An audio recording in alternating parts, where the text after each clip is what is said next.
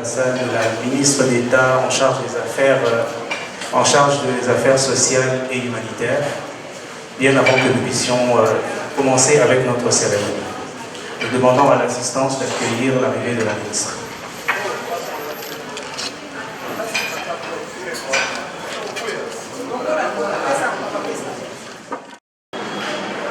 Nous vous saluons, chère ministre d'État, Madame la ministre d'État, ministre des Affaires sociales, pour votre arrivée en notre séance d'aujourd'hui de la célébration de la journée de la femme musulmane qui est célébrée à l'occasion de la nativité de Fatima al-Zahra, la fille bien-aimée du prophète Mohammed sallallahu alayhi wa sallam.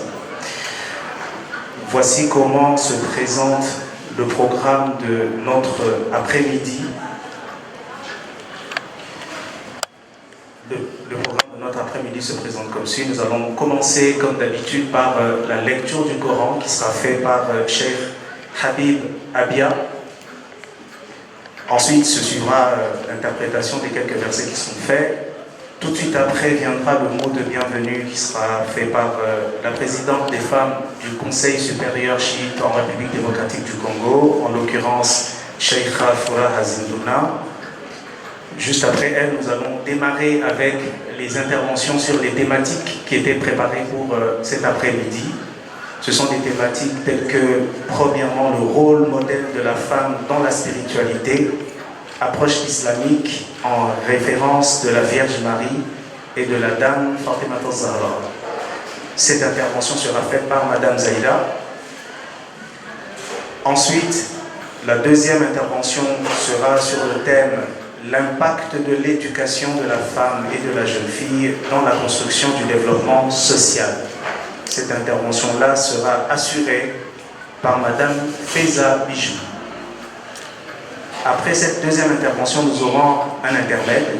Ce sera principalement une scénette qui nous sera donnée par des enfants. Et s'en suivra une petite pause musicale de moins de 5 minutes en tout. Après viendra la troisième intervenante qui va, elle, aborder le sujet de la nécessité de créer un cadre légal destiné à promouvoir un statut spécial pour la femme et la jeune fille dans les zones touchées par les conflits armés. C'est une thématique très importante dans le contexte de l'actualité de notre pays. Et donc il est essentiel que l'islam puisse faire entendre son son de cloche sur ce sujet-là. Et donc nous allons suivre religieusement les différents sujets qui sont développés. Après, la dernière intervention sera faite par Madame la ministre d'État, ministre des Affaires sociales et Actions humanitaires, sur le sujet de participation de la femme consciente dans les dynamiques de la cohérence nationale. Après l'intervention de la ministre viendra un court intermède musical, puis il y aura une séance de remise de cadeaux à des orphelins qui sera assurée par Madame la ministre d'État ainsi que les membres du comité directeur du Conseil supérieur chiite en République démocratique du Congo. Et ensuite viendra le mot de clôture, ou principalement la prière de clôture qui sera faite par Cheikh Al-Mounir, qui est l'hôte qui nous reçoit aujourd'hui, avec Manda Mbaki. Voilà.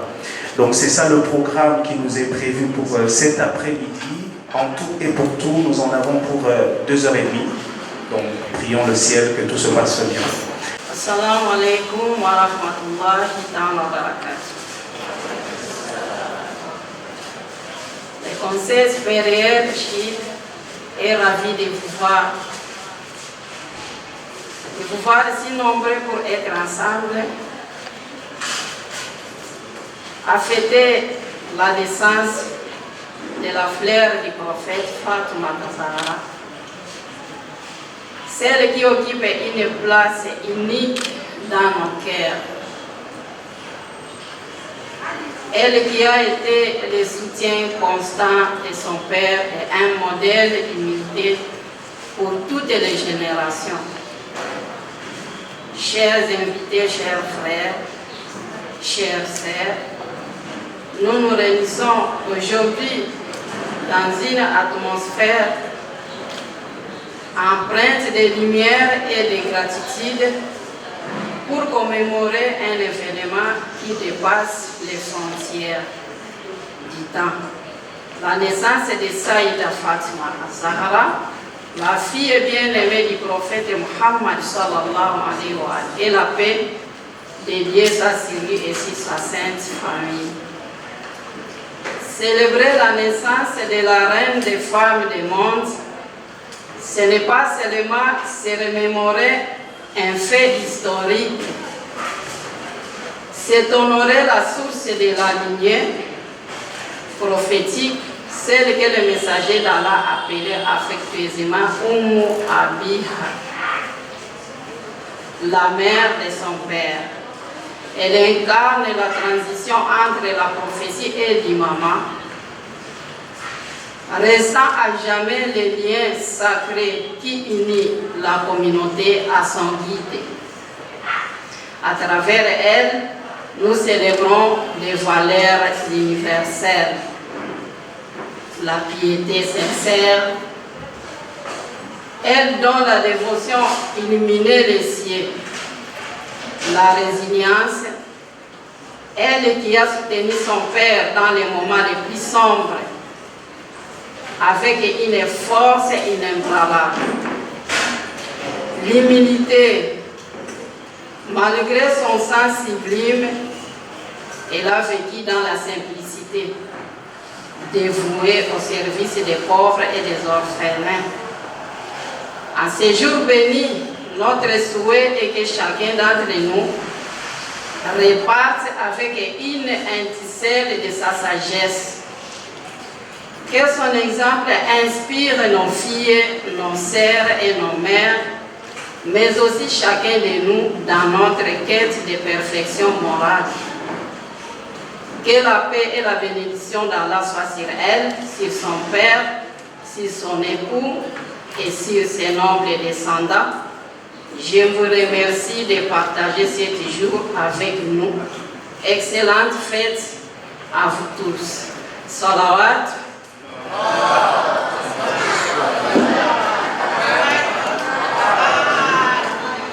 Merci beaucoup, Cheikh Azindoul, présidente du Conseil supérieur de la République démocratique du Congo, pour votre mot très à propos. J'aimerais toutefois sur un léger détail, c'est que cette année 2025, le Conseil supérieur chiite a placé les célébrations sous un signe particulier sur l'autonomisation de la femme et de la jeune fille. C'est un thématique, j'espère que j'ai mis le bon article, c'est une thématique très pertinente, très à propos par rapport au contexte global, c'est-à-dire le contexte mondial, par rapport aux objectifs de développement durable qui, du reste, sont des objectifs qui ne rentrent pas en contradiction avec notre foi, avec notre religion.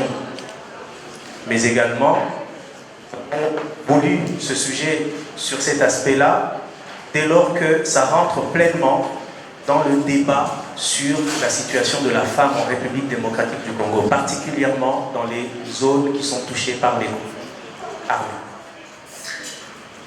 Sans plus attendre, je vais inviter, il y a un léger changement, Madame Zaïda qui devait intervenir s'est fait représenter par Madame Alisha Ramji. J'espère ne pas avoir tordu votre nom, Madame. Et donc je vais vous inviter à prendre place pour nous donner la première intervention qui sera faite sur le sujet, je le rappelle, le rôle modèle de la femme dans la spiritualité.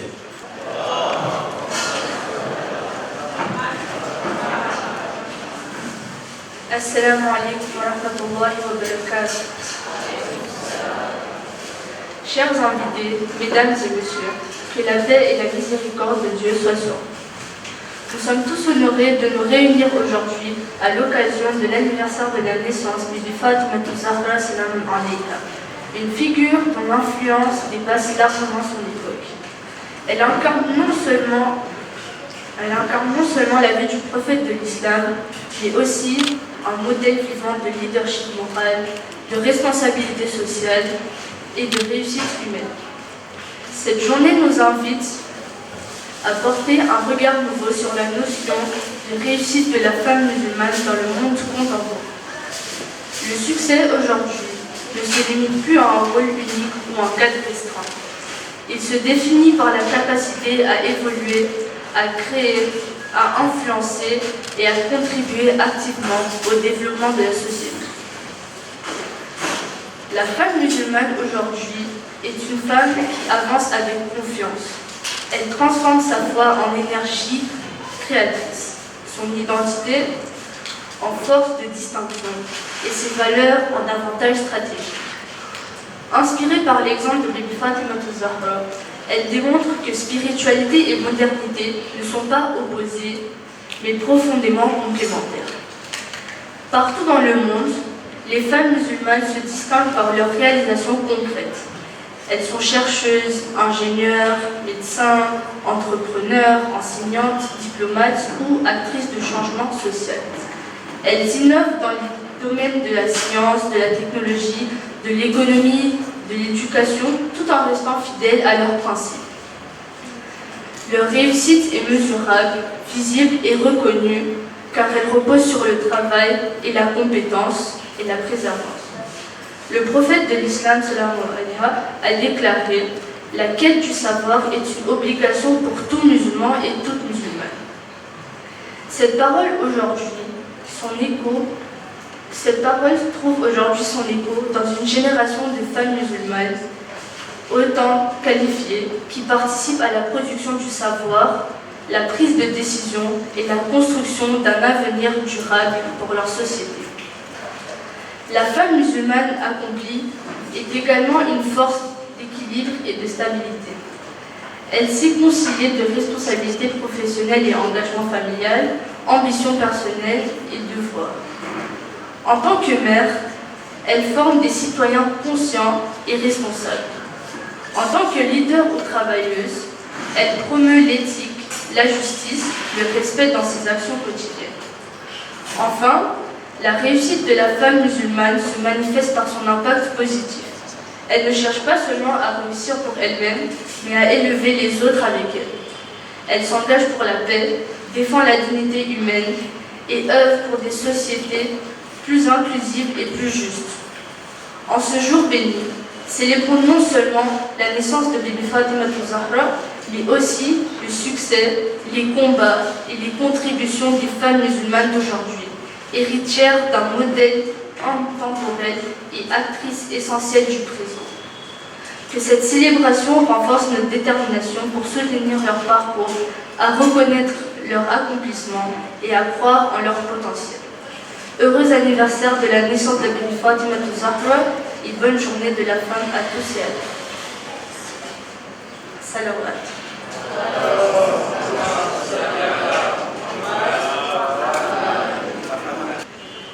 Trêve de commentaires. Je vais inviter la deuxième intervenante. J'aimerais demander à Madame Faiza Bijou de s'approcher pour nous entretenir sur le sujet « L'impact de l'éducation de la femme et de la jeune fille dans la construction du développement social ». Je répète, le sujet d'intervention, c'est l'impact de l'éducation de la femme et de la jeune fille dans la construction du développement social. Vous avez la parole, madame.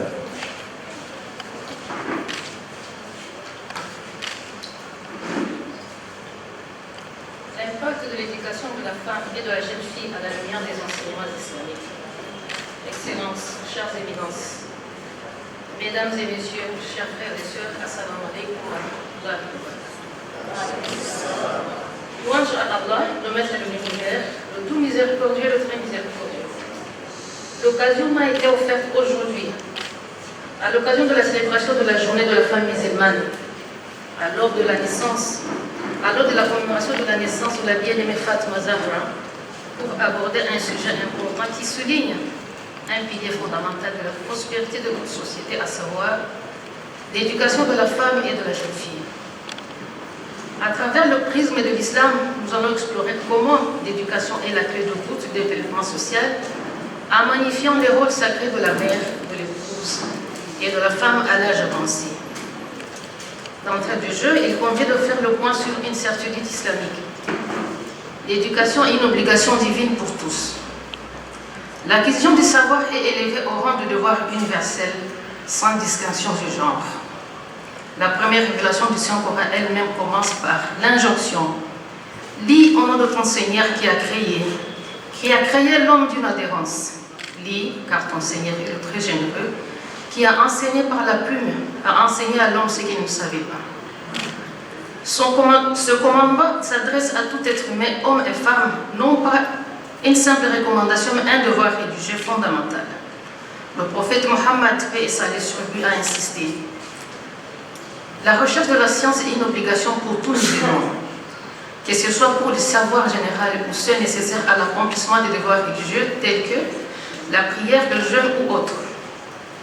D'autres idées plus récentes avancent l'hypothèse que l'éducation des femmes est un rempart contre la pauvreté et l'analphabétisme intergénérationnel, car une femme instruite est 50% plus susceptible d'inscrire ses enfants à l'école. Nous pouvons à ce titre affirmer que l'éducation confère à la femme des outils pour comprendre son rôle divin, gérer ses affaires mondaines avec sagesse et participer activement à la vie communautaire.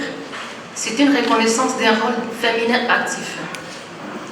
L'impact le plus profond de la femme éduquée se manifeste dans son rôle de mère, car elle est la première éducatrice, celle qui insuffle les valeurs, la morale et le savoir dans l'âme de l'enfant.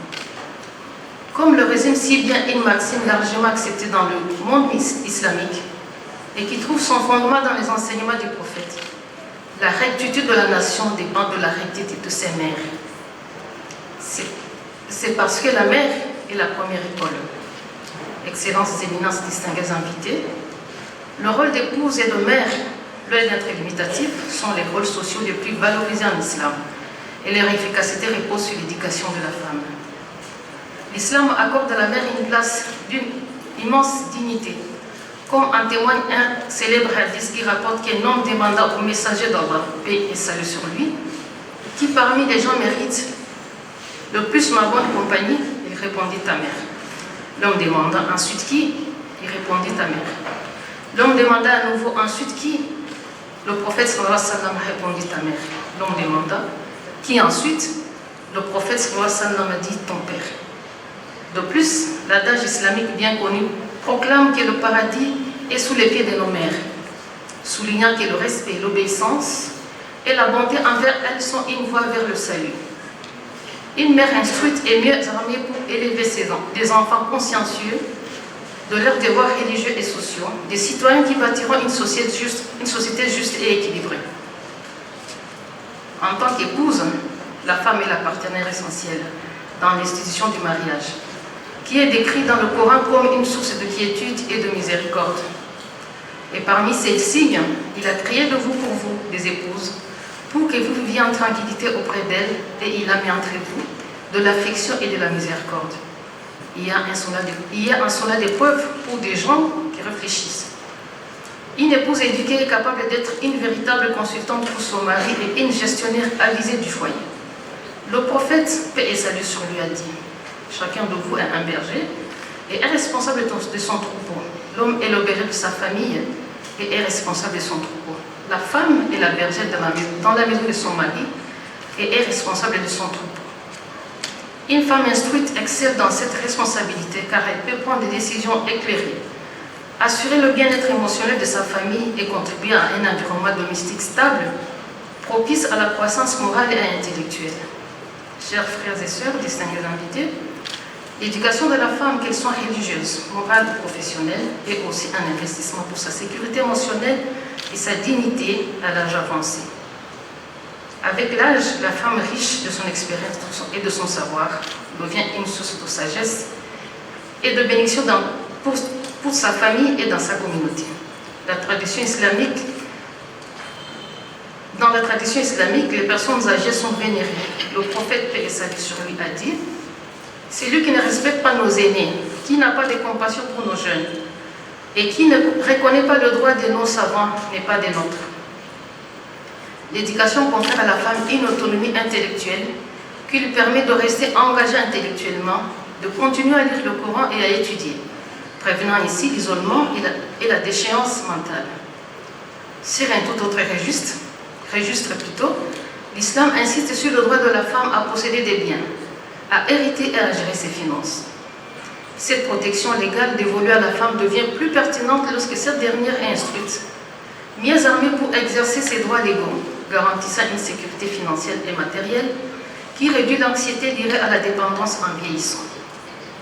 Ainsi, l'éducation permet à la femme de maintenir son autonomie morale et intellectuelle. Qu'elle soit veuve, divorcée ou simplement avancée en âge, son éducation lui assure de ne pas être uniquement dépendante des autres, mais de conserver un rôle actif et honoré. La loi islamique insiste sur la protection sociale de la femme à toutes les étapes de sa vie, qu'elle soit fille, épouse ou âgée. Allah dit dans le Saint-Coran, retenez-les dans la bienveillance ou libérez-les dans la bienveillance, mais ne les retenez pas dans le but de leur faire du tort. Ce principe de bienveillance s'étend au-delà du divorce pour englober tout comportement vis-à-vis d'une femme. L'érudit contemporain Youssouf Al-Qaradawi souligne que l'islam a libéré la femme des chaînes des traditions oppressives, lui donnant le droit de savoir et d'agir, ce qui est le véritable garantie de sa sécurité émotionnelle face aux incertitudes de la vie. Excellences et amis, leurs éminences, mesdames et messieurs distingués invités, j'aimerais conclure mon propos sur l'affirmation de l'éducation de la femme et de la jeune fille. J'aimerais conclure mon propos sur l'affirmation que l'éducation de la jeune femme et de la jeune fille n'est pas un luxe, mais une nécessité religieuse et sociale. C'est un acte de foi qui garantit la pérennité de notre Oumma. En tant que détentrice du savoir, elle est la phare de l'éducation. En tant que mère, elle est la bâtisseuse de la prochaine génération. En tant qu'épouse, elle est la partenaire de la tranquillité. Et en tant qu'aînée, elle est la source de sagesse et de dignité. Investir dans l'éducation des femmes, c'est investir dans le cœur battant de notre développement social. Car derrière chaque nation, il y a des femmes qui ont su lire, apprendre, enseigner et aimer. Allah nous guide pour donner à nos filles, à nos sœurs, le droit d'opportunité de s'épanouir par la connaissance. Assalamu alaikum wa rahmatullahi wa barakatuh. Muhammadin wa ali Muhammad.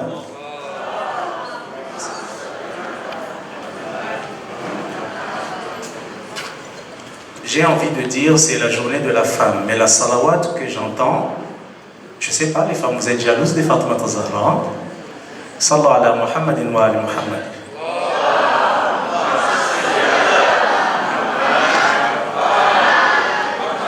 Allahumma salli ala Muhammadin wa ali Muhammad. Je ne sais pas par quel bout je vais tenir le discours que nous venons d'entendre, combien évocateur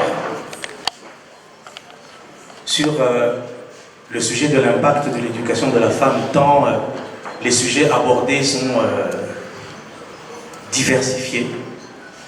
Merci beaucoup, Madame Faiza Bijou. Merci beaucoup pour votre mot qui a été très profond dans les sujets qui ont été abordés. Comme je disais, je ne... Oh ma sœur, aujourd'hui c'est un grand jour, ne sais-tu pas? Il y a un grand événement, celui de la naissance de la fille bien-aimée du saint prophète Mohammed sallallahu alayhi wa sallam, au nom de Fatima Zahra alayhi salam. Ah ok, j'entends souvent parler d'Al-Fatima. Je m'appelle aussi Fatima, mais je ne connais pas qui est Fatima. Oh sérieux ma sœur? Oui, oui. Et tu t'es dit musulmane? Bon, je vais t'expliquer qui était réellement Fatima Zahra alayhi salam. Fatima Zahra alayhi salam est la fille bien-aimée du saint prophète Mohammed sallallahu alayhi wa sallam. Elle est la fleur du paradis. À ce propos, un jour les prophètes de l'islam fêtaient des Abdar. Abdar, c'est celui qui n'a pas de descendance. Et par miséricorde, Dieu lui fera don d'une source d'asséritable Al-Kawthar. Et à propos d'Al-Kawthar, Dieu a dit: certes, nous t'avons accordé Al-Kawthar, l'abondance, et cette abondance est Fatima Zahra alayhi salam. Fatima Zahra alayhi salam est une partie du saint prophète Mohammed sallallahu alayhi wa sallam. Elle a été surnommée la mère de son père Et Fatima Zahra alayha salam est la maîtresse des femmes de 2 mondes. T'as compris, ma sœur? Ok. Mais quel rôle jouait-elle dans la société? Zahra alayhi salam était une femme investie dans la société. Contrairement à ce que certains pensent, Zahra alayhi salam n'était pas isolée du monde. Zahra alayhi salam était une femme qui avait compris les enjeux de son époque. Quand l'injustice est apparue, quand les biens ont été confisqués et quand la vérité a été cachée, elle s'est levée.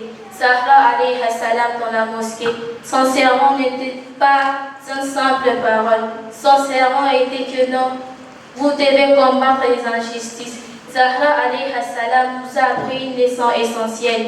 La foi n'est pas seulement prière et jeûne, détrompez-vous. La foi, c'est combattre les injustices, peu importe ce que cela coûte. Zahra alayhi salam nous a appris aussi qu'il ne faut jamais se laisser faire, même quand les gens que vous combattez sont puissants plus que vous. Elle n'est pas seulement une femme, elle est un univers de lumière. Fatima Zahra alayha salam, la lumière qui ne s'éteint jamais. Fatima Zahra alayha salam est le secret de la pureté et de la vérité. Celui qui aime Fatima marche sur le chemin de la justice. Fatima Zahra alayha salam, la dignité face à l'oppression. Son silence parle plus fort que 10 000 discours. Fatima Zahra alayha salam est la mère de la patience et de la résistance. Aimer Fatima, c'est aimer le prophète Mohammed sallallahu alayhi wa sallam. Car le prophète Mohammed a dit: Fatima, Fatima est une partie de moi. Celui qui l'aime m'aime, celui qui le met en colère m'aurait mis en colère.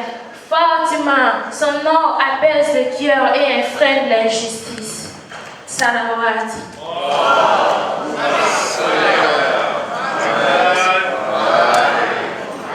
Ah, merci, je comprends maintenant. Bonne fête des mamans.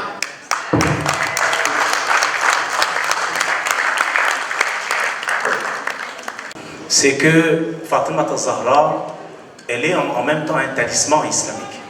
Fatima Zahra, je dis bien, je répète, Fatima Zahra, elle est un talisman.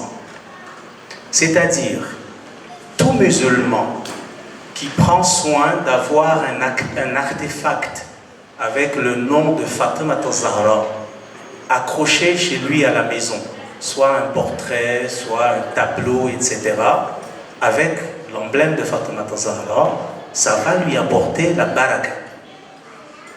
C'est un fait indéniable, ça a été prouvé. Maintenant, à chacun de le faire autant que possible. Deuxième chose, c'est que le souvenir de Fatima Zahra, le fait de se rappeler incessamment de Fatima Zahra, de la marche de Fatima Zahra, ça apporte aussi de la barakat. Et une des manifestations de cela, c'est qu'il peut vous arriver, si vous êtes totalement dans la pensée de Fatima Zahra, vous pouvez de temps en temps commencer à sentir de la senteur florale autour de vous. Vous sentez un parfum de fleurs, alors que vous n'avez pas vous-même appliqué un parfum sur vous. Et si cela arrive, ça veut dire que la proximité avec Fatima Zahra, elle est évidente. Et la proximité avec Fatima Zahra, c'est la proximité avec le prophète Mohammed sallallahu alayhi wa sallam. Et la proximité avec le prophète Mohammed, c'est la proximité avec Allah subhanahu wa ta'ala. Wa sallallahu ala sayyidina Muhammad wa alayhi tahirin.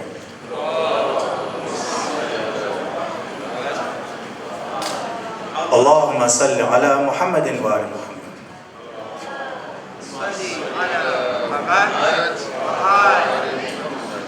Nous allons poursuivre avec notre programme. Je vais maintenant inviter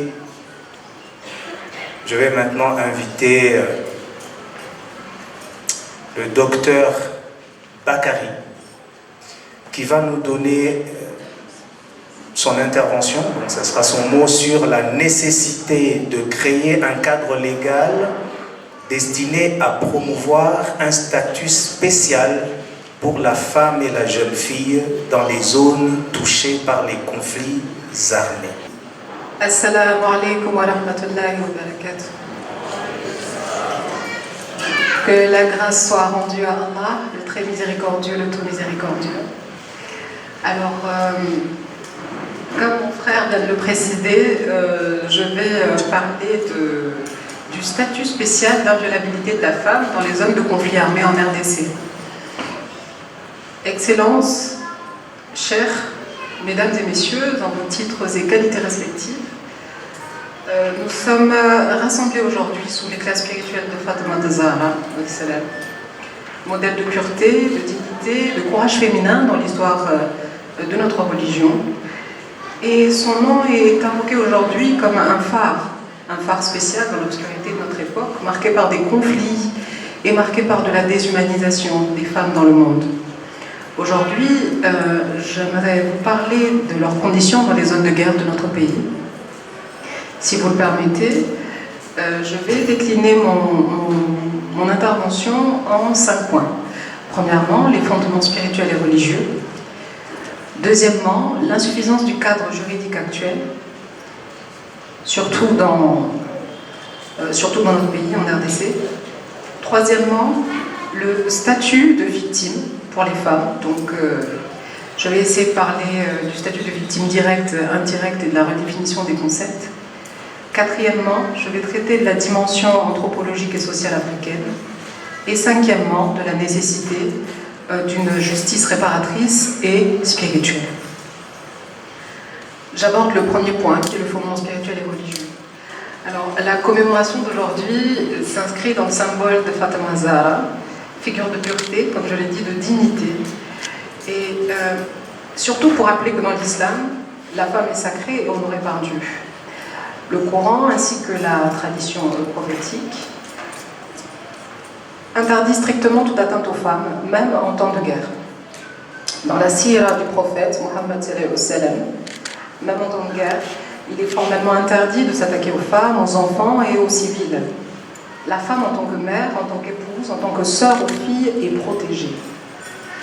Le viol ou l'atteinte à la dignité féminine est une profanation. Et quand je dis profanation, je le soutiens en disant que c'est une transgression des lois divines et des règles du djihad, juste. Toute atteinte sexuelle est un crime contre l'honneur. L'honneur qu'on appelle l'ird. C'est l'un des 3 éléments sacrés dans l'islam. Comme certains le savent, on a le sang, dam, les biens, mal, et l'honneur. Donc se taire face aux violences qui sont faites aux femmes équivaut à cautionner l'injustice, ce qui contredit l'éthique islamique. Deuxièmement, on parle de l'insuffisance du cadre juridique actuel. Bien que le droit international et humanitaire ainsi que le statut de Rome reconnaissent le viol comme un crime de guerre et comme un crime contre l'humanité, ces dispositifs restent partiellement, on va dire, inadéquats. Ils ne prennent pas suffisamment en compte l'impact communautaire et symbolique des violences. On a une rupture en fait de la structure primaire, de la cellule familiale quand on touche à la femme. On a parfois une perte de patriotisme. Quand on s'attaque aux femmes de notre société, on s'attaque souvent à l'essence même de la nation. On a ce qu'on appelle un stress post-traumatique social. On entend souvent parler de ça auprès des militaires, des personnes qui sont allées au front, mais il existe un phénomène dont on parle très peu, c'est cette même affectation, mais au niveau social. On a les souffrances qu'on appelle les souffrances indirectes, donc une stigmatisation familiale, un rejet social, une femme qui a été violée, touchée, profanée, et souvent rejetée de sa société. On ne prend pas non plus en compte les dimensions culturelles et spirituelles de ce préjudice. C'est ainsi que nous proposons, en profitant en fait de l'avènement du Génocauste, donc du tribunal spécial pour les œuvres de la guerre en RDC, de pouvoir intégrer la notion de statut juridique spécial d'inviolabilité de la femme en zone de conflit. Donc, ce statut devra inclure, selon ma pensée, des sanctions aggravées et dissuasives dès qu'il s'agit d'une femme. Une reconnaissance juridique des violences multiformes, comme des violences physiques, mais aussi morales et surtout sociales. une prise en charge psychosociale et communautaire adaptée, pas seulement sous la forme de ce qu'on voit déjà, qui peut-être n'aide pas à reconsolider la communauté. Et enfin, le caractère hyper stigmatisant des femmes en situation de viol, comme je l'ai expliqué plus haut. Troisièmement, le concept ou la définition de victime directe et indirecte pour les femmes en situation de guerre. Je pense que la guerre ne frappe pas que les corps. La guerre, elle brise les cercles familiaux. La femme violée devient un stigmate pour sa famille, pour sa communauté, de la même façon que la sœur d'un rebelle, pourtant innocente, est souvent méprisée, dégradée et coupable par association. Cette dimension indirecte du crime de guerre doit entrer dans notre lecture juridique et morale aujourd'hui, car elle crée des traumatismes qui sont invisibles. Elle crée une désintégration du lien homme-femme dans les communautés parfois. Elle crée une spirale de la haine, de la honte et du silence. Le quatrième point est une dimension anthropologique et sociale africaine. C'est vrai que mon frère vient de citer les cas d'autres pays où les femmes souffrent des affres de la guerre. Aujourd'hui, je vais me focaliser sur la femme en RDC. En RDC, la femme africaine de la RDC. Dans les sociétés africaines, la femme est bien plus qu'un individu.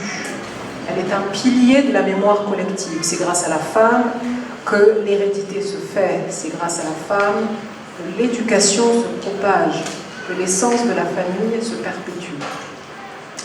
L'identité clanique, la cohésion sociale, tout ça c'est grâce à la femme. Les violences sexuelles en temps de guerre deviennent alors une arme stratégique, comme on le sait souvent, qui vise à humilier l'ennemi, briser les liens sociaux et détruire les fondements de l'humanité.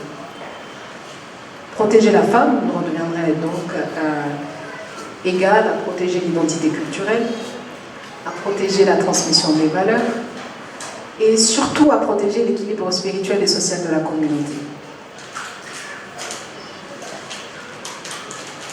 Je parle enfin de la nécessité d'une justice réparatrice et spirituelle. La réparation devra être d'une part prise en compte selon les aspects qui touchent véritablement la femme dans ces conflits. La réparation est une forme de prévention des conséquences. On parle souvent de la réparation comme un fait a posteriori, alors que la réparation est en réalité la prévention des actes qui se répètent. Et prévenir des actes de guerre ou des affres terribles auprès des femmes, c'est préparer les enfants, préparer l'éducation des enfants, c'est préparer. Les conséquences durables des conflits sont donc, comme je l'ai dit plus tôt, les traumatismes, le rejet social, le déséquilibre des relations hommes-femmes et surtout la déformation de la masculinité liée à la violence. Ce statut d'inviolabilité appelle à une justice intégrant la guérison, la réintégration sociale et la réconciliation spirituelle, inspirée à la fois de l'éthique islamique et du droit moderne. Enfin, en conclusion, je pense qu'instaurer un statut d'inviolabilité légale et morale de la femme en zone de conflit est présenté comme un devoir religieux. Pour tous les représentants religieux devant lesquels j'ai l'honneur de m'exprimer, une exigence morale pour toutes les autorités devant lesquelles j'ai la chance de m'exprimer, et une nécessité politique pour une paix durable. À l'image de Fatma Zahra, la protection des femmes devient un engagement collectif. Et cet engagement est une responsabilité devant Allah subhanahu wa ta'ala, devant la société et devant l'histoire. Assalamu alaikum wa rahmatullah. La prochaine intervenante sur le sujet participation de la femme consciente dans la dynamique de cohésion sociale. Il s'agit bien de votre Excellence, Madame la Ministre d'État, Ministre des Affaires sociales, qui interviendra sur ce sujet. Donc je rappelle, l'Excellence va intervenir maintenant sur le sujet et ça sera la dernière marche pour les interventions de cet après-midi. Excellence, vous avez la parole.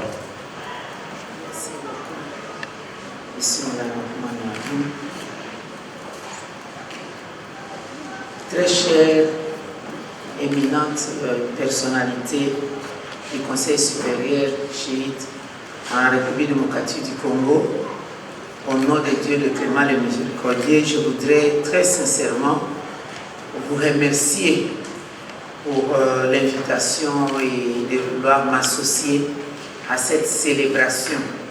C'est une journée très importante pour la femme dans le monde et de manière générale et en particulier pour les femmes musulmanes. Mesdames et messieurs, à vos titres et qualités, mon intervention va prendre deux volets. Les deux volets est sur le rôle de la femme d'abord et ensuite une réflexion sur la participation de la femme consciente, intellectuelle et religieuse dans la dynamique de la cohésion nationale. Je voudrais aussi, avant de commencer mon propos, féliciter et exprimer ma fierté pour toutes les femmes qui sont passées une à une, à commencer par la responsable des femmes du Conseil islamique chiite ici en République démocratique du Congo, Madame Feza, et aussi Docteur Bakari, ainsi que mes filles. Mes filles ont permis à ce que la plupart ici puissent comprendre qui est Fatima Zahra. Et ça, c'est une leçon pour que nous puissions en informer à nos enfants, à nos familles, parce que comme vous n'êtes pas sans le savoir, que les comportements des femmes a changé négativement. Et je suis très fière de ces filles.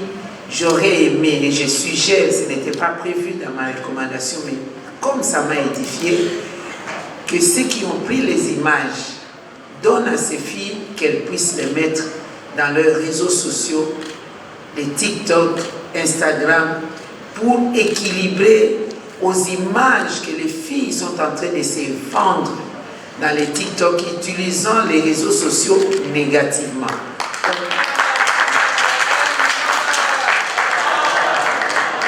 Merci beaucoup. Au moins, nous avons des éléments importants, des belles jeunes filles intelligentes qui vont devoir poster aussi leur image, mais cette fois-là, positivement.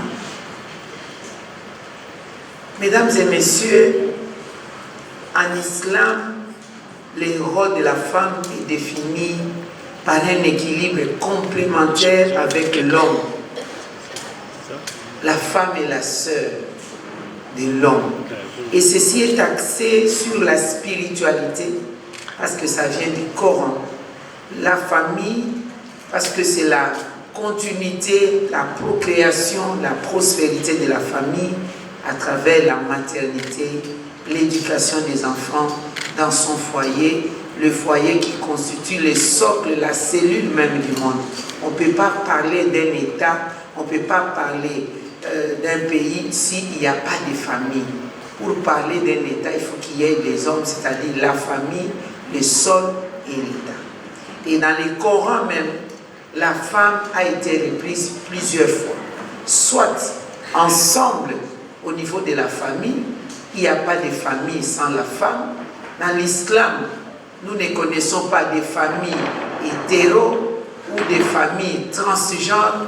Nous connaissons une famille où il y a l'homme et la femme et les enfants, conformément aux préceptes du Coran. Et la femme a été reprise dans le Coran en dehors des sourates famille. Il y a la sourate femme. Et c'est là où on parle des droits des femmes. Dieu a permis que nous connaissions les droits des femmes, l'héritage, le mariage, comment les choses s'organisent. Et nous avons aussi une autre sourate qui met en exergue la femme, c'est le sourate Mariam, qui est une femme, pour montrer tous ces éléments que, au sein du Saint-Coran, Dieu a bien martelé sur la femme.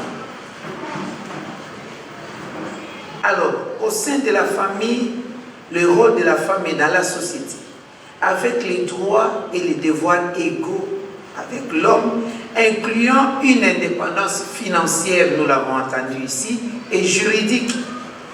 Elle est vue comme le pilier de la famille, responsable d'une harmonie au niveau domestique.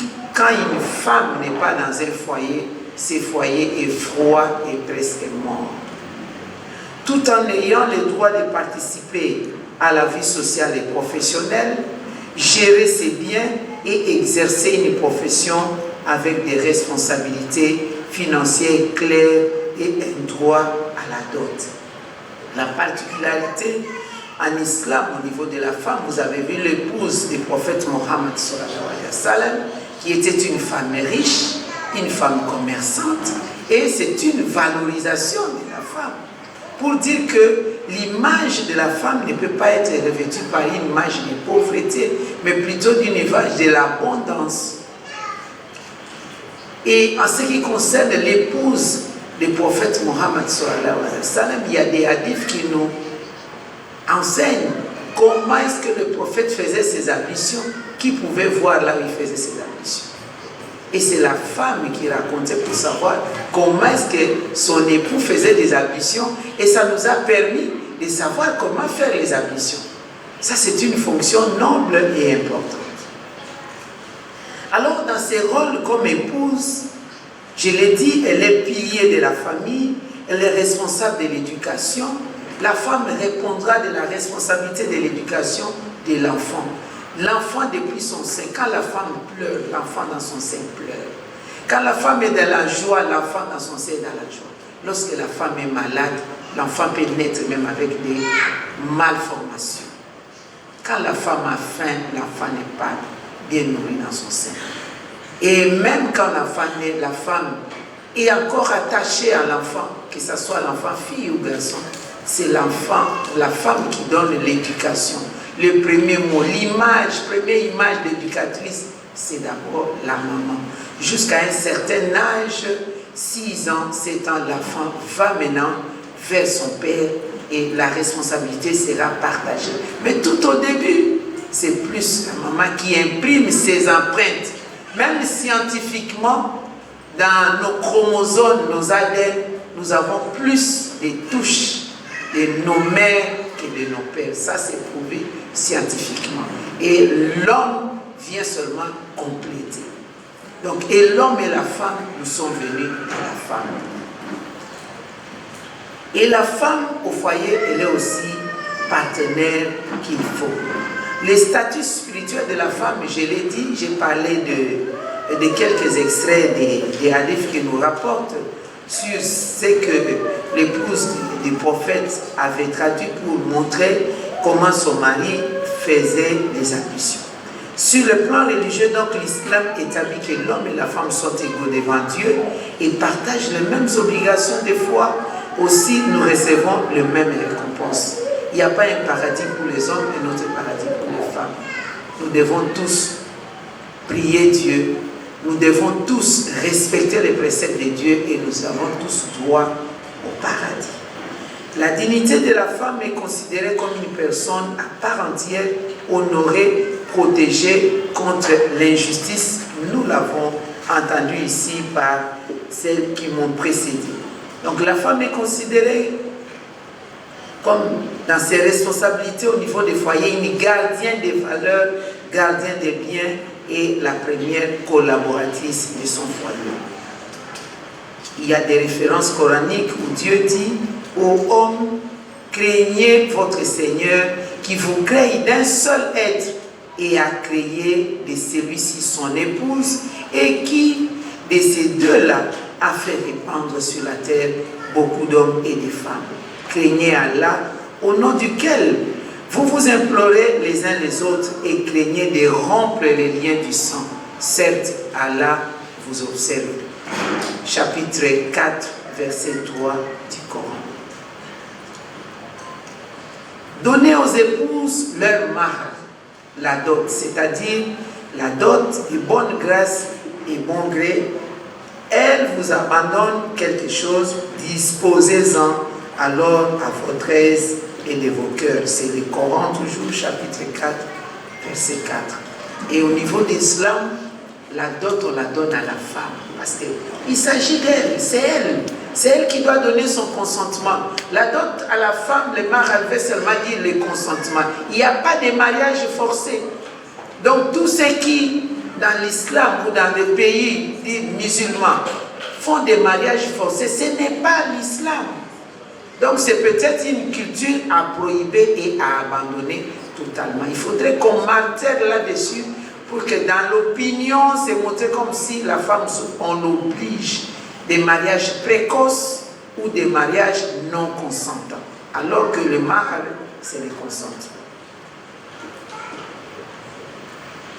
Il y a plusieurs autres versets aussi. Quand Dieu dit ô homme, nous vous avons créé d'un mâle et d'une femelle et nous avons fait de vous des nations et des tribus, que vous vous connaissiez, le plus noble d'entre vous auprès d'Allah et le plus pieux. Allah est certes omniscient, grand connaisseur. C'est-à-dire, on vous a créé l'homme et la femme. Quand Dieu cite l'homme, cite la femme. Et le plus noble de ces deux, c'est celui qui sera pieux. C'est la piété. Votre adoration envers Dieu vous met noble ou pas. La noblesse ne dépend pas du fait que vous êtes un homme ou une femme, mais plutôt de votre relation avec Dieu. Là, on est dans le Coran, chapitre 49 et verset 13.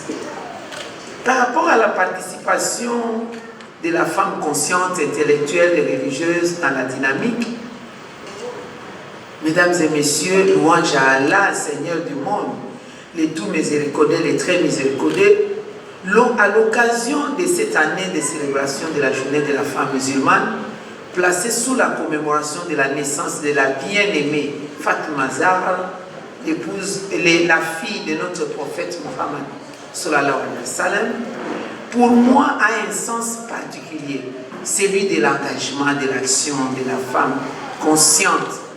La conscience ici, qu'on ait étudié ou pas, parce qu'il y a une différence entre l'intelligence et la sagesse, c'est la conscience qui vient. Donc cette participation, c'est pour nous, c'est un ciment qui nous unit du nord au sud, de l'est à l'ouest, en passant par le centre. Et aujourd'hui, notre pays est fragilisé parce que nous manquons de cohésion. Il y a le tribalisme qui s'est installé dans notre pays. Alors que la femme qui peut être l'élément commun centralisé, parce que la femme peut avoir des alliances. Il y a des alliances en son temps qui s'est créées entre les États à travers le mariage. Et c'est le mariage à travers la femme qui constitue les socles de notre humanité. Et particulièrement dans notre pays aujourd'hui qui est déchiré par les conflits. Donc, une femme consciente en République démocratique du Congo est celle qui se bat, surtout les femmes musulmanes, pour être totalement impliquées à lutter contre les anti-valeurs qui nous séparent, qui séparent les familles, qui séparent les religions, qui séparent les provinces, qui séparent selon que l'on est blanc ou noir, selon qu'on est du nord, du sud ou de l'est. Parce que la femme, c'est la mère. La femme, c'est celle qui donne la vie et les sources de vie. La cohésion nationale est une bataille de l'esprit parce que tout part dans la tête.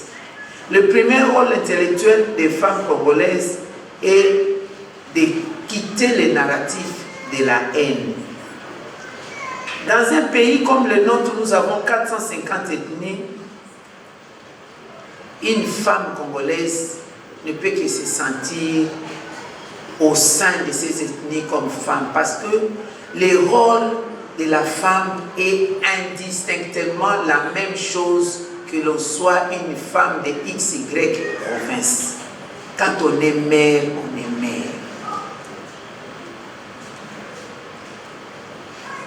Nous avons des lois dans notre pays. la constitution de la République qui est la loi fondamentale, elle-même, elle a évoqué tout ce que nous disons comme conventions internationales ratifiées par les pays. Nous avons la Convention sur l'élimination de toutes les formes de discrimination à l'égard de la femme. Nous avons la Déclaration universelle des droits de l'homme, la place de la femme est là. Nous avons la Charte africaine des droits de l'homme et du peuple, et même son protocole additionnel relatif aux droits des femmes. Et nous avons aussi la Convention de Maputo sur les droits de santé de la femme. Toutes ces lois permettent à notre pays, ici la République démocratique du Congo, de valoriser les droits des femmes. Et en particulier, nous parlons des femmes musulmanes. Et les femmes musulmanes ont leur socle, comme je l'ai dit, au niveau de la constitution, de notre Coran, le Saint-Coran. Il faudrait absolument que nous valorisions ces droits-là pour que nous enlevions dans l'opinion ce qu'on présente comme étant la femme musulmane qui est brisée. La conscience religieuse apporte ce que la politique seule ne peut pas offrir. La conscience religieuse, c'est le pardon, l'amour. Parce que Dieu nous a créés pour que nous nous aimons. Lorsque Dieu dit déjà que la femme est la sœur de l'homme, ça signifie qu'il y a des liens inséparables.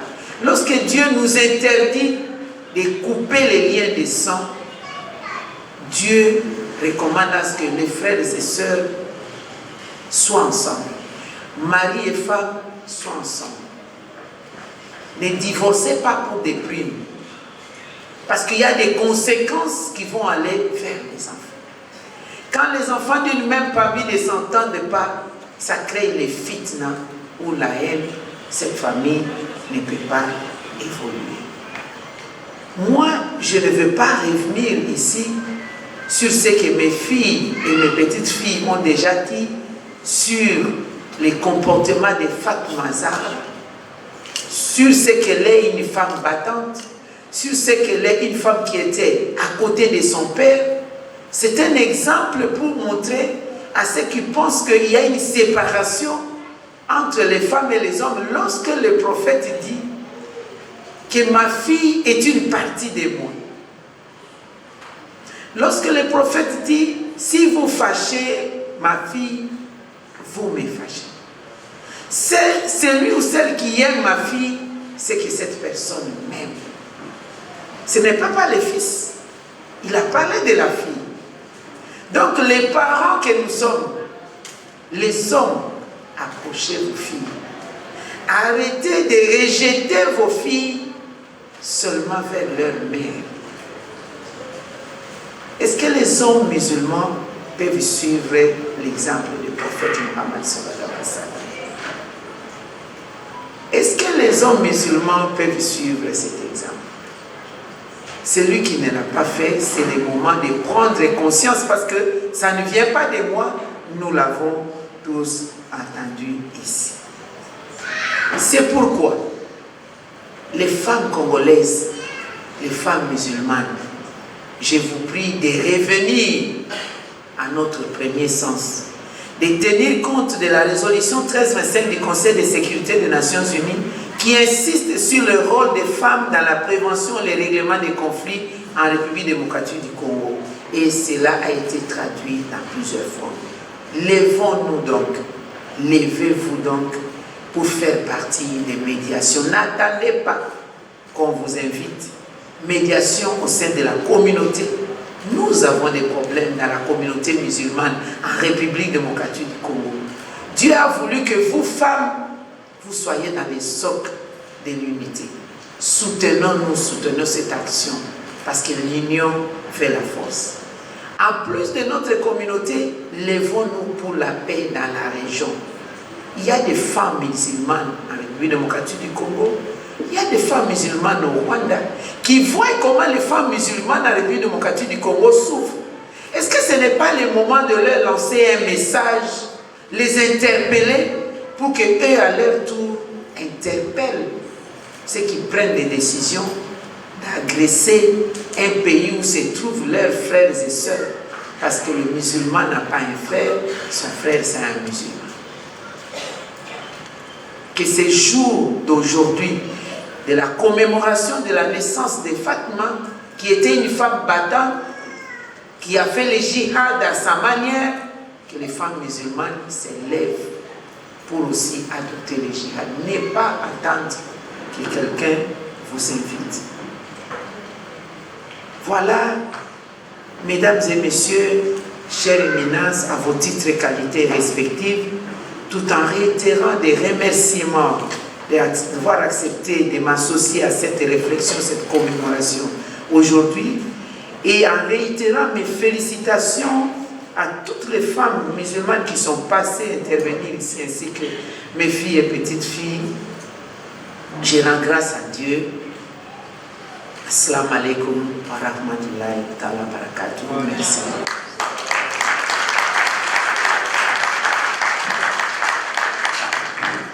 Excellence, j'aimerais vous garder ici un instant pour que nous puissions inviter les membres du comité pour la prochaine étape. Donc je ne commenterai pas l'excellentissime discours que vous venez de faire. Je crois que ça a été très très clair pour l'ensemble de l'Assemblée. Et donc je vais rapidement inviter Son Excellence, Monsieur l'ambassadeur de la République islamique d'Iran, à nous rejoindre ici sur le podium. Je vais également inviter Son Éminence, le représentant légal du Conseil supérieur chiite.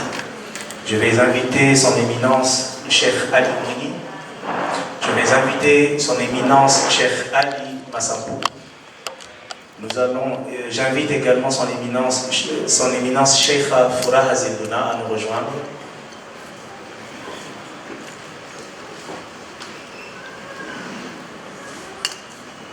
Cheikh Foura, rejoignez-nous.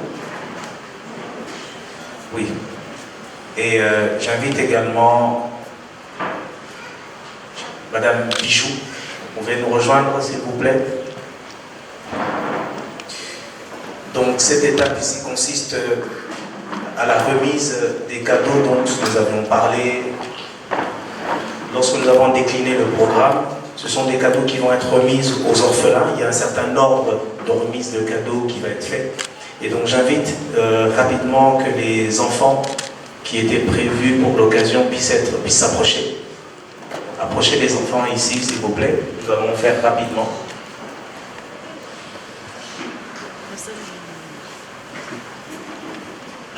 Okay. Rapidement, s'il vous plaît, rapidement. Le protocole, j'aimerais que vous puissiez, un membre du protocole puisse venir pour aider leurs excellences et leurs éminences à la remise des cadeaux.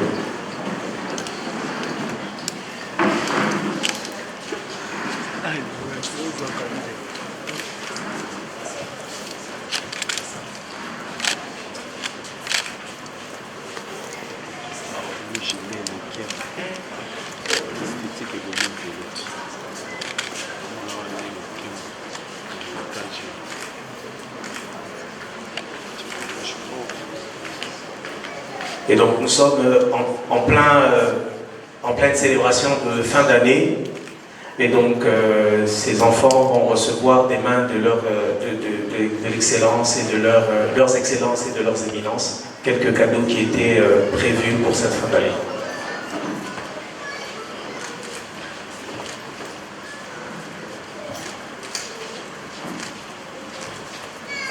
C'est l'occasion, bien entendu, de donner un peu de sourire et de réconfort à ces enfants qui en ont tant besoin.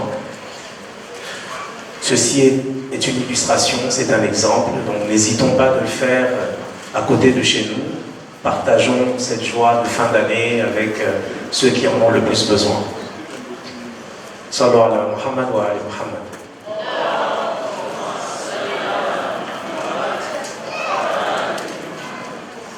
والصلوات على حب فاطمة الزهراء.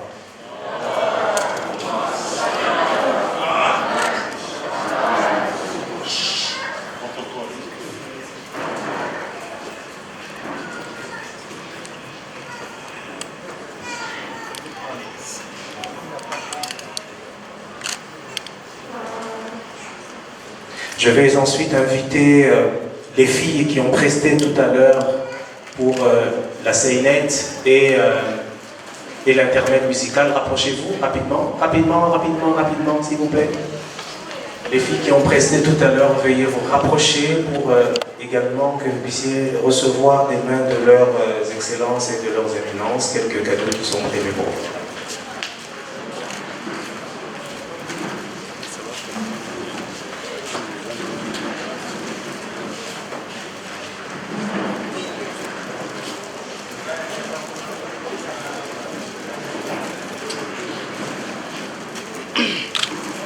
Rapidement, allez. Et j'invite que les intervenantes de tout à l'heure se préparent. Elles vont recevoir également un petit cadeau tout à l'heure. Nous allons les inviter, donc préparez-vous.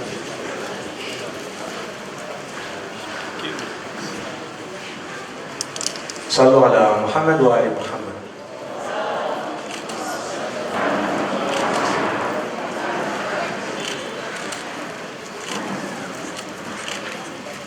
Les intervenantes, je commence par Madame Alisha, si vous pouvez nous rejoindre, s'il vous plaît. Madame Bijou est déjà sur la scène, donc elle va recevoir son cadeau tout à l'heure, avec leurs excellences qui sont à côté d'elle, et Dr Bakari, si elle peut nous rejoindre également.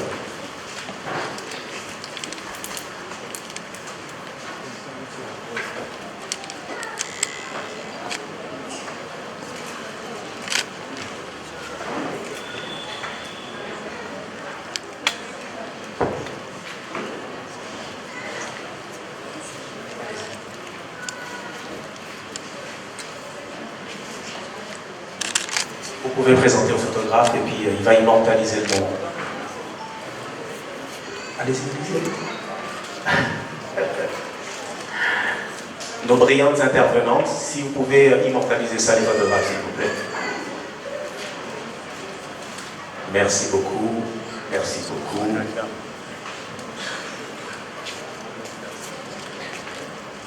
Madame Bijou a reçu son cadeau, Madame Fouraha a reçu également. Merci beaucoup. Merci. Merci. Vous pouvez regagner vos places, mesdames les intervenantes. Leurs excellences, je vous garde encore un instant. Il y a un dernier présent. Ah, il y a un portrait pour Madame la ministre. Voilà. Mais pas que. J'aimerais demander au comité qui avait prévu un présent spécial pour Madame la ministre. C'est bien ça? Est-ce que c'est ça? Ah, ok, très bien. Voilà, c'est parfait. Donc, ok, une dernière chose. Est-ce que dans l'assemblée, il y a des filles qui s'appellent Fatima ou bien Zahra? J'espère qu'il n'y en a pas une centaine. Est-ce que des Fatima sont là? Oui, venez. Les Fatima, venez. Celle qui s'appelle Fatima ou bien qui s'appelle Zahra? Venez, rapidement. Oui,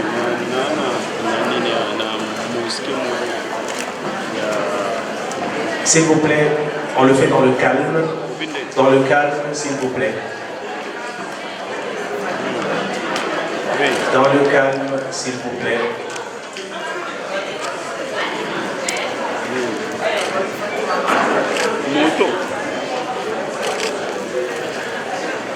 Les filles et les dames qui s'appellent Fatima ou Zahra, venez nous rejoindre.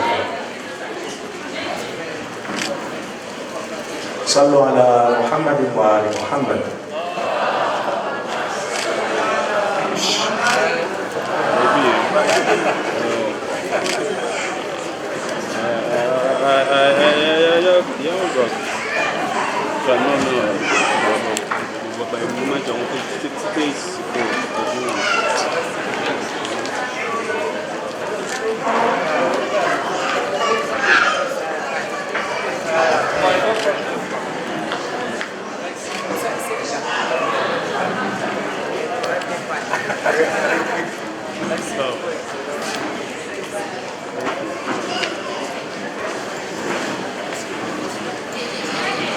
Merci beaucoup.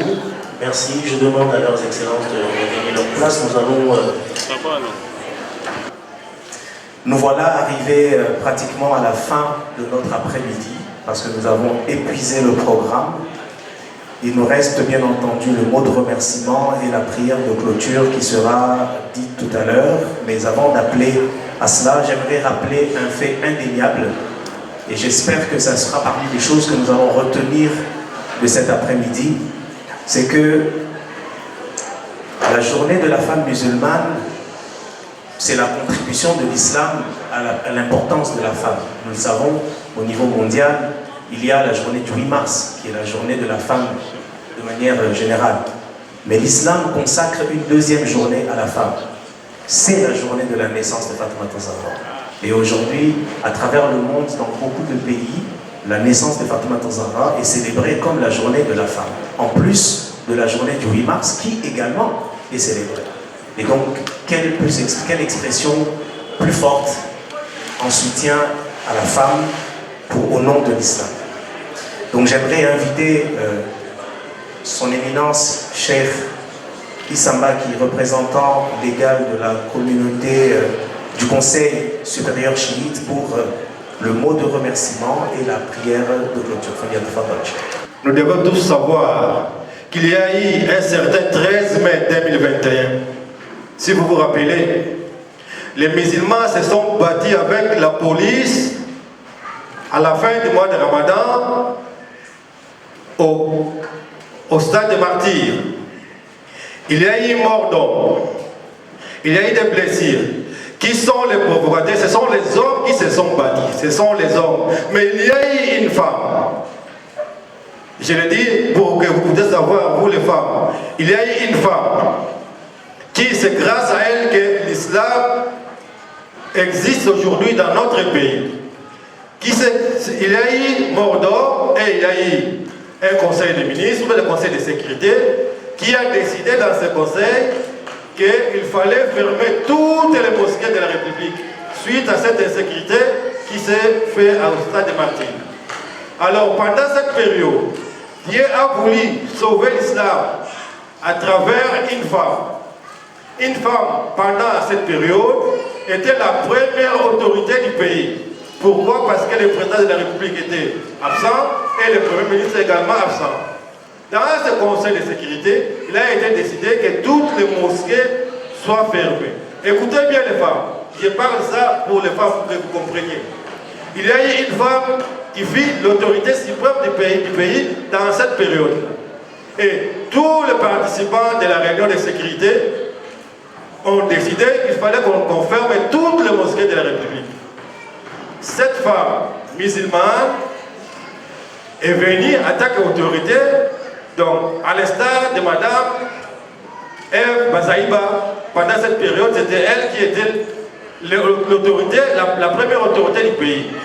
Et pour sauver l'islam, Madame a dit, vous ne pouvez en aucun cas fermer toutes les mosquées. Parce que les gens qui se sont battus, ils se sont battus ici à Kinshasa. Mais à Lubumbashi, à Matadi, partout, il y a la sécurité. C'est à vous maintenant de faire quoi? De chercher les personnes qui ont fait ce trouble-là et vous les arrêtez. Au lieu de fermer toute la mosquée, toutes les mosquées.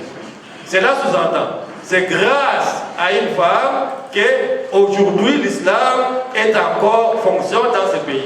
Les hommes se sont battus. Les hommes se sont battus. Et ce conflit, c'est les hommes qui l'ont provoqué. Mais une femme est venue sauver l'islam. Mes sœurs,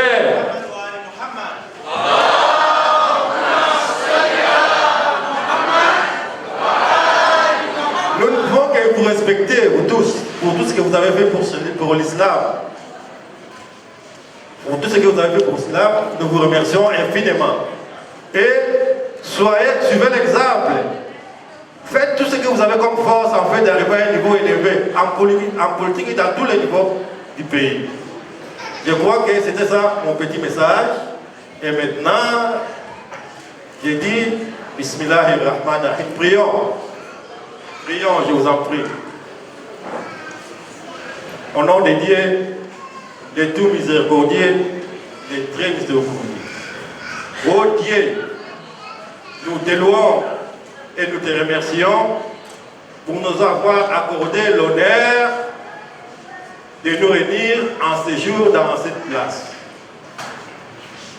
Enfin, de célébrer la naissance bénie de ta servante Élie, la lumineuse de Fatma Zahra, la fille de ton prophète bien-aimé Mohammed, l'épouse du commandant des croyants Ali ibn Abi Talib et la mère des imams de la guidance.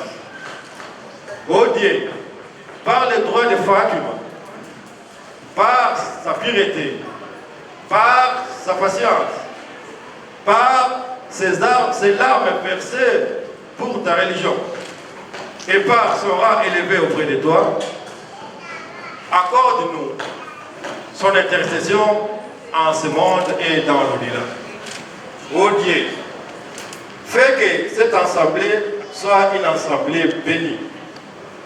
Qu'aucun de nous ne la quitte sans qu'il aille pardonner ses péchés.